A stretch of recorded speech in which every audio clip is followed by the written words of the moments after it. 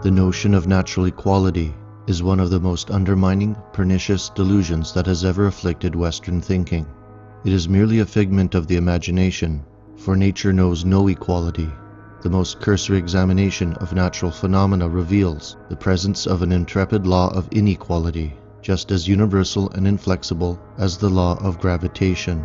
The evolution of life is the most striking instance of this fundamental truth, it being a process of increasing differentiation from the simple to the complex. And the evolutionary process itself is not simply quantitative, it is also qualitative, where successive differentiation invariably engenders increasing inequality. Not only are the various forms of life profoundly unequal in their complexity and capacity, but the individual members within each grouping are similarly differentiated among themselves. Thus, no two men are ever precisely alike.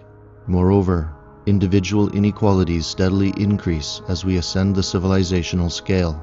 The innate differences between members of a low-grade savage tribe are as nothing compared with the abyss sundering the idiot and the genius who coexist in a high-grade society. In this, then, we observe that human evolution also means a process of ever-growing inequality. There is, in fact, no such word as equality in nature's lexicon, for, with an ever-extending, uneven hand, she distributes health, beauty, vigor, intelligence, spirit, and all those qualities which confer on their possessors superiority over their own kind. As to both its antiquity and persistency, there can be no doubt. The slogan of equality was raised far back in the remote past, yet, instead of lessening, has never been more loudly trumpeted than today. It is a curious fact that just when the advancement of knowledge and the increasing complexity of civilization have enhanced individual differences and rendered superior capacity supremely important, the liberal socialist cry for equality should have become fiercer than ever before, while embodying every sort of leveling doctrine possible. Obviously, this requires a careful examination. Its postulations having no observable evidence in nature, IQ graphs, comparative cultural achievements, and so on, the idea must therefore spring primarily from an emotive reasoning, however much it rationalizes itself through clever argumentation.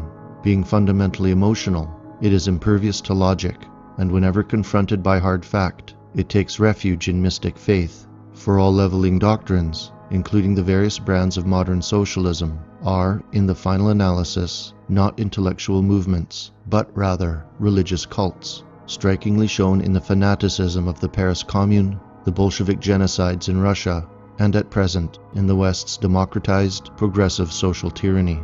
Furthermore, over the past 30 years, biology and genetic research have refuted practically all of the intellectual arguments on which the doctrine of equality relies, but this has yet to destroy the ideology. Its devoted followers either choose to ignore the science or swear to kill their opponents using whatever Marxist rhetoric of the day is in vogue. Whether it be the faulty postmodern Christian dogma of the equal measure of all souls, human Locke's notion of a blank human slate, the Lamarckian dialectic of social conditioning, or the communist principle of collective economic equivalence, all of these systems are united by a common belief in the supreme importance of the environment, not nature, and therefore ignore heredity altogether. At present, the local civilizations of the past are merging into a monolithic world culture, one that has unanimously embraced the equalist philosophy of the global technicians, and this is quickly manifesting into an immense genetic engineering project, primarily led by a hostile liberal elite who holds power in the West.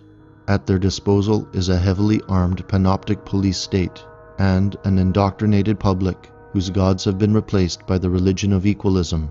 Among this group is a vast army of saboteurs and traitors who are unadaptable, envious, discontented, but filled with an instinctive hatred for European cultures and their historical civilization. Therefore, under these circumstances, we must recognize the present situation as this racially oppressive political class does, that this is a holy war where souls, entire peoples, and even Western civilization itself will either survive the upcoming apotheosis or become utterly obliterated from the living human record forever.